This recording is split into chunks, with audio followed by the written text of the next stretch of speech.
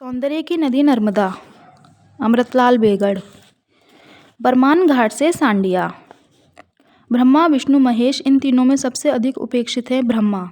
मनुष्य सर्वाधिक भयभीत मृत्यु से रहता है, इसलिए संहार के देवता शिव की बड़ी भक्ति करता है। विष्णु पोषण करते हैं, इसलिए उनके अवतार राम और कृष्ण की पूजा भी कम नहीं होती।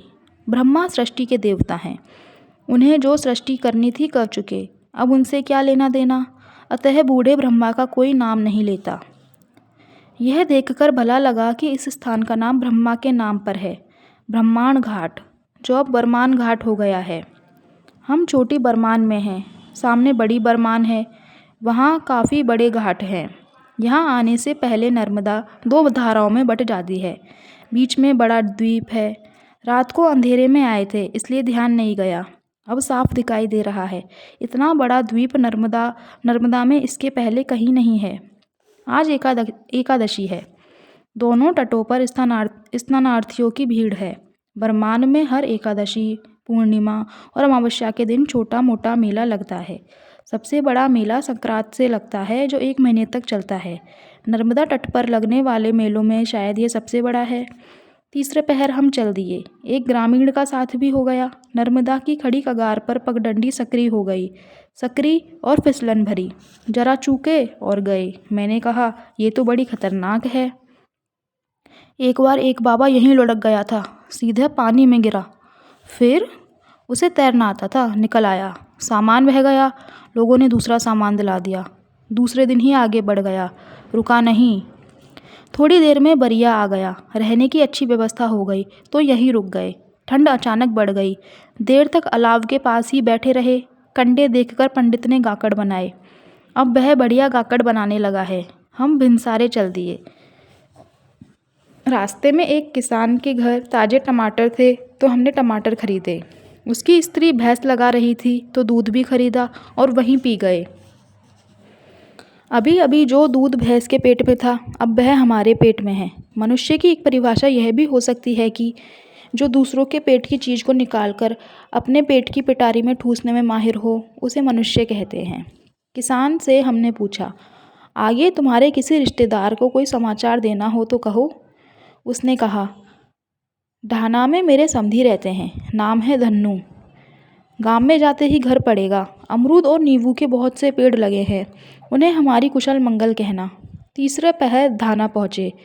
धन्नू के घर गए तो 90 वर्ष के वृद्ध से भेंट हुई। वे धन्नू के पिता थे।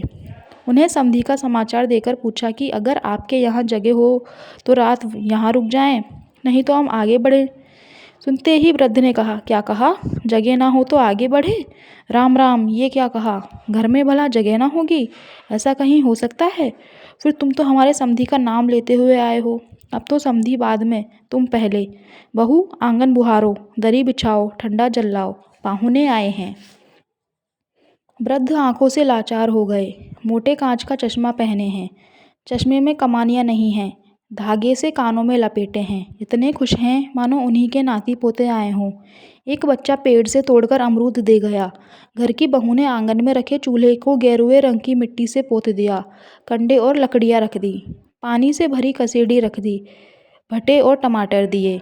बहू को जब पता चला कि हम सांडिया जा रहे हैं तो उसकी खुशी का क्या कहना।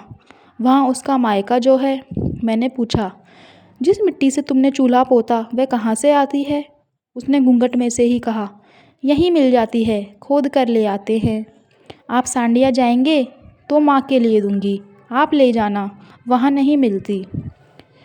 पतोहू के भोलेपन पर मुस्कुराते हुए वृद्ध ने कहा, ये लोग मैया के किनारे किनारे जाएंगे, इन्हें वहाँ पहुँचने में समय लगेगा।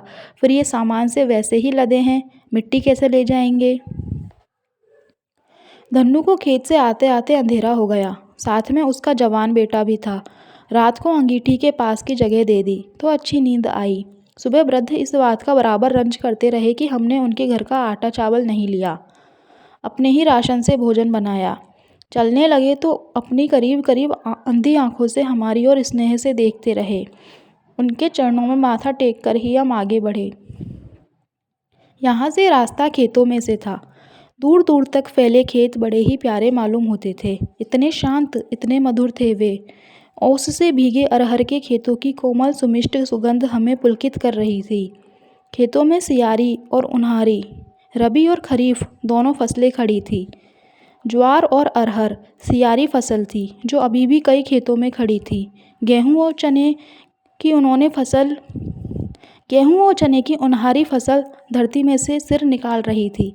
छोटे छोटे पौधों की समानांतर पंक्तियों के कारण ये खेत किसी विशाल दस्तावेज की तरह जान पड़ते थे। धरती ने मानो मनुष्य के नाम हरी स्याही से लिख दिया है कि तुम्हारा दिया 4 महीने में 24 गुना करके लौटा दूंगी। बच्चों के प्रति इतनी उदार कोई माँ नहीं।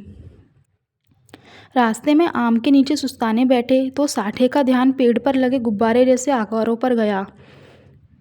ध्यान से देखने पर पता चला कि वे लाल चींटी के घर थे। पेड़ के पत्तों और टहनियों को इनमें चिन लिया गया था और मोम जैसे किसी पदार्थ से जोड़ दिया गया था। क्या मजाल कि पानी की एक बूंद भी अंदर आए। उत्सुकतावश एक गुब्बारे में छोटा सा छेद किया तो अंदर कई छोटे छोटे खंड नजर आए। इनमें कोई मंडप होगा, कोई महामंडप, तो कोई गर्भगृह, शायद रंगशाला भी हो। तभी कुछ चींटे इकट्ठे हो गए, देख दाख कर चले गए और दूसरे चींटों को बुला लाए। ये शायद उनके मिस्त्री थे। छेद होने के कारण जो परत लटक गई थी उसे उन्होंने भीतर से खींचा और देखते ही देखते इस सफाई से जोड़ दिया कि पता तक न चले। यह भले ही उनकी पर्णकुटी हो, पर चींटी के हिसाब से बहुत बड़ी थी और भवन निर्माण कला का अद्भुत नमूना थी। भटेरा का मंदिर नर्मदा तट पर है। वहाँ कमरा मिल गया तो निश्चिंत हो गए। यहाँ नर्मदा में बड़ी नाव चल रही थी। नाव से बैलगाड़ियाँ पार हो रही थी। बैलगाड़ियाँ आधी नाव में और आधी नदी में रहती। बीच में अनाज के बोरे और सवारियाँ, कोने में बैल। एक मल्लाह केवल एक बांस के सहारे पूरे काफिले को एक पार से दूसरे पार कर देता। मंदिर के पुजारी के परिवार में कोई नहीं। सामने तट के गांव से उनके भाई की बच्ची नाव से आती है और खाना बना जाती है। बातें होने लगी तो उन्होंने एक संस्मरण सुनाया। कोई 10 बरस पहले की बात है। इसी कमरे में एक परकम्मावासी बाबा ठहरा था।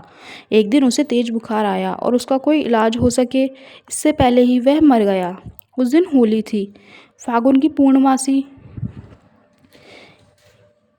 यहाँ अच्छा मेला है, नदी भी गहरी। यहाँ अच्छा मेला लगा था। मेले में खबर फैल गई कि बाबा मर गया। देखते देखते मेला उजड़ गया। अकेला मैं रह गया। कोटवार खाने में रिपोर्ट लिखवाने गार्ड रवारा गया था। यहाँ मौत का सन्नाटा। रात को अकेले सोने की हिम्मत नहीं हुई तो गांव चला गया। दूसरे दिन दोपहर को कोटवार आया। पंचनामा हुआ। कोई 24 घंटे बाद दाह संस्कार हुआ। उसके झोले में उसका पता था। घर वालों को खबर भिजवाई। वे रोते कलपते आए और रोते कलपते चले गए। घर से दूर अपरिचितों के बीच मरना कैसा लगता होगा। मरना सुखद तो नहीं, फिर भी अपने घर में कुटुंबियों के बीच मरना सुखद होता है। नई जगह में, यहाँ तक कि अच्छे से अच्छे अस्पताल में भी कोई मरना नहीं चाहता है। जन्म चाहे अस्पताल में हो, लेकिन मृत्यु घर में हो। सुबह उठे तो मंदिर का आंगन स्त्री, बच्चों और पुरुषों से भर गया था।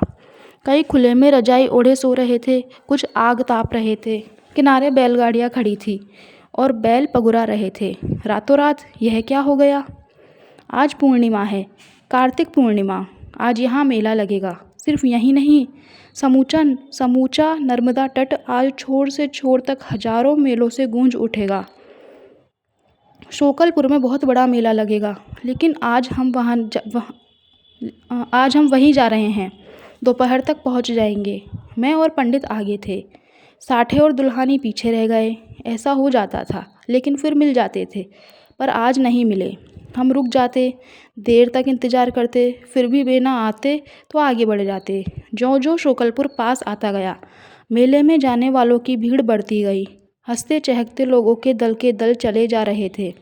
रंग बिरंगे वस्त्र पहने स्त्रियां मोरनियों सी बाकी चाल से जा रही थी। सभी बहुत खुश थे, निश्चिंत और उमंग तरंग से भरे। केवल मैं ही चिंतित था। दोपहर को शोकलपुर पहुँचे। यहाँ शक्कर नर्मदा में मिलती है। इसी संगम पर मेला लगता है। नर्मदा के दोनों तटों पर भारी भीड़ थी। साठे और दुल्हानी अभी तक नहीं आए थे, इसलिए मन व्यग्र था। मेरा विचार था कि वे हमारे बिना शक्कर पार नहीं करेंगे, इसलिए हम वहीं बैठ गए। पंडित से कहा कि तुम जाकर मेला देख आओ, यदि वे आए होंगे तो मिल जाएंगे। कोई 1 घंटे बाद पंडित खाली हाथ लौटा। मेरी चिंता बढ़ गई। तभी एकाएक सभी नावें तेजी से नदी में एक जगह इकट्ठी होने लगी। मछुए जाल फैलाने लगे, गोताखोर गोते लगाने लगे। पता चला कि नहाते समय 2 युवक डूब गए। उन्हीं को बचाने के प्रयास किए जा रहे हैं। मेरा दिल बैठ गया, अपने आप को कोसने लगा। क्यों साठे और दुल्हानी को पीछे छोड़ आया? थोड़ी देर रुक जाता तो कौन सा अनर्थ हो जाता। आखिर रहा ना गया तो मेले की पुलिस चौकी की ओर चला। शक्कर में उतरा। धारा के मध्य पहुंचा ही था कि सामने दुल्हानी। मानो दीपक जल उठा और अंधेरा दूर हो गया। शक्कर मुझे शक्कर से भी मीठी जान पड़ी। साठे सामान के पास बैठा है और दुल्हानी बड़ी देर से हमें खोज रहा है। वे शक्कर के उस पार थे, हम इस पार, और भीड़ भी खूब थी, इसलिए ढूंढने में इतना समय लगा। चारों इकट्ठे हो गए। ऊंची कगार पर बैठकर मेला देखने लगे। डूबने वाले 2 भाई थे। इसी बीच गोताखोरों ने छोटे भाई को बचा लिया था, लेकिन बड़े भाई का शव ही निकला। उसके परिवार की स्त्रियों का क्रंदन देखा नहीं जाता था। रात संस्कृत पाठशाला में रहे। वहीं पूरी बात का पता चला। पास के गांव का एक परिवार मेले में आया था। इस तट पर नदी एकदम गहरी है। तैरना कोई जानता न था, इसलिए उस पार गए। वहाँ रेत है, नदी भी गहरी नहीं है। वहीं दोनों भाई नहा रहे थे। इतने में छोटे भाई का पैर चोर रेता में धंसने लगा। ज्यों-ज्यों वह निकालता त्यों-त्यों अधिक धंसता। वह चिल्लाया तो बड़ा भाई बचाने दौड़ा। इसी में डूब गए। विदिशा के इंजीनियरिंग कॉलेज के 3य वर्ष का छात्र था। मौत की घड़ी कभी-कभी रात के चोर की तरह आती है और पलक झपकते ही अपने शिकार को ले जाती है।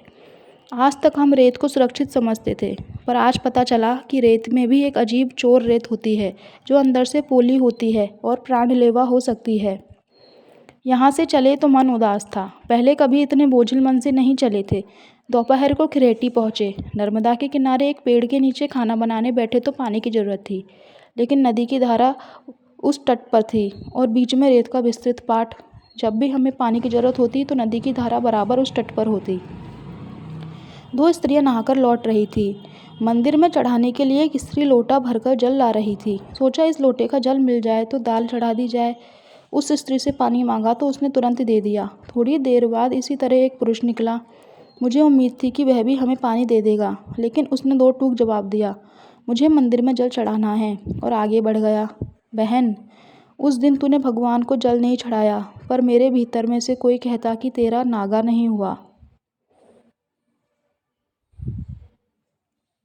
नदी से एक बैलगाड़ी आती देखी। उस पर पानी से भरा बड़ा ड्रम रखा था, साथ में कसेड़ी भी थी। गाड़ी वाले से कहा तो उसने पानी से भरकर कसेड़ी दे दी। हमारा काम बन गया। रात गांव के मंदिर में रहे। रात को सोते समय याद आया कि आज से दिसंबर शुरू हो गया। अक्टूबर नवंबर में चल चुका हूँ। मन में साध थी कि एक आध बार दिसंबर की ठंड में भी चलना हो। इस बार यह इच्छा अनायास पूरी हो गई। सुबह चल दिए। दोपहर का खाना दूधी संगम के मंदिर में बना। नर्मदा की धारा उस तट पर है। नर्मदा के चौड़े रेतीले पाट को चीरती हुई दूधी उस तट पर जाती है, तभी संगम होता है। पाट नर्मदा का, प्रवाह दूधी का। नर्मदा का कोमल रेतीला पाट पाकर दूधी खूब पसर गई है। दूधी को पार करते ही हम नरसिंहपुर जिले से होशंगाबाद जिले में आ गए। नरसिंहपुर जिले में हम किस तरह एक ही धक्के में आ गए थे, यह सहज ही याद हो आया। रात खैराघाट की पाठशाला में रहे। बरामदे में सामान रखा। वहाँ एक नाग बाबा बैठा था। दूर एक औरत सिर झुकाए बैठी थी। वह थकी और परेशान लग रही थी, मानो लंबी बीमारी के बाद उठी हो। थोड़ी देर में उसने सिर ऊंचा किया तो वह तो वही माँ थी। हम माँ बेटे को प्राय भूल चुके थे। तभी माँ से मिलना हुआ। तुम्हारा बेटा कहाँ है?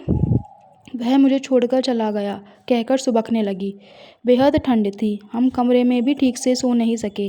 बार बार नींद खुल जाती। एक बार नींद खुली तो नज़र सीधे चांद पर गई। छप्पर में छेद था, उसी में से दिखाई दे रहा था। परसों पूर्णिमा थी, लेकिन ठंड के मारे चांदनी को भूल ही गया था। किंतु आज तो भक्त के घर भगवान आए हैं। मैं शर्मिंदा हुआ। क्षमा याचना के साथ आसमानी जादूगर को निहारने लगा। पूर्णमासी जैसा ही पूर्ण कुंभ था, केवल थोड़ी पर खरोच सा हो गया था। एक झलक दिखाकर वह खिसक गया तो मैंने भी मुंह ढाँप लिया। ठंड के कारण मेरा सौंदर्य बोध मंद पड़ गया था। नाग बाबा ने बाहर धूनी रमा रखी थी, लेकिन वह स्त्री मामूली चादर ओढ़े रात भर पड़ी रही। जाने कैसे नींद आई होगी। सवेरे नाग बाबा उससे कह रहा था, पशु पक्षी भी अपना हित अहित समझते हैं, घोंसला बनाते हैं। तू तो अपना हित अहित भी नहीं समझती। शाम को लकड़ियाँ बटोरकर रात को आग जलाती तो ठंड में ठिठुरना पड़ता, लेकिन वह हाथ पैर हिलाना नहीं चाहती थी। उसकी एक ही टेक थी, मेरा बेटा मुझे छोड़कर चला गया। रोज सुबह सबको जागना पड़ता था। आज सभी अपने आप उठ बैठे, थोड़ी देर में सांडिया पहुंच जाएंगे। हमारी इस बार की यात्रा वहां समाप्त हो जाएगी। सभी को घर याद आ रहा था। सांडिया दिखाई देने लगा। नर्मदा की मुख्य धारा जो इस ओर थी उस तट को जाने लगी, लेकिन एक छोटी सी धारा इसी तट पर रह गई। हम इसी के साथ आगे बढ़े। थोड़ी देर में ध्यान में आया कि यह धारा जा नहीं रही है, आ रही है। मतलब यह कोई दूसरी नदी है। एक ही पाट में विरुद्ध दिशाओं में बहती दो नदियाँ। नदियों की ऐसी आवाजाही तो देखी नहीं थी। नर्मदा की इस नन्ही सहेली का नाम है अंजनी। नर्मदा से मिलने उस तट पर नहीं जाती, इसी तट पर बहती है और इसी तट पर मिलती है। यहीं वह बेटा मिल गया। हमने बताया, तुम्हारी माँ तुम्हारे लिए रो रही है, तुम उसे छोड़कर चले आए। किसी बात पर दोनों का झगड़ा हो गया था। नाराज होकर वह माँ को छोड़कर चल दिया था, लेकिन अब उसका अपराध बोध जागा है। वह माँ को लेने वापस जा रहा है। सांडिया में नर्मदा पर लकड़ी का कच्चा पुल बन रहा था। वहीं स्नान किया, इस बार की यात्रा समाप्त की और घर के लिए रवाना हुए। जाने से पहले विदा लेते हुए मैंने कहा, माँ नर्मदे, रोज सुबह उठकर तुम्हें प्रणाम करता हूँ, लेकिन आज नहीं किया। आज 3 दिसंबर है, मेरे गुरु आचार्य नंदलाल बसु का जन्म दिवस ही नहीं, आज से उनका जन्म शताब्दी वर्ष शुरू हो रहा है। शांति निकेतन में उन्हीं के चरणों में बैठकर कला की शिक्षा ग्रहण की, उन्हीं से प्रकृति को प्यार करना सीखा। यदि उनसे शिक्षा ना मिली होती तो तेरी परिक्रमा करना मुझे शायद ही सूझता। इसलिए आज तो बलिहारी गुरु आपकी जिन नर्मदा दीनी सिखाए।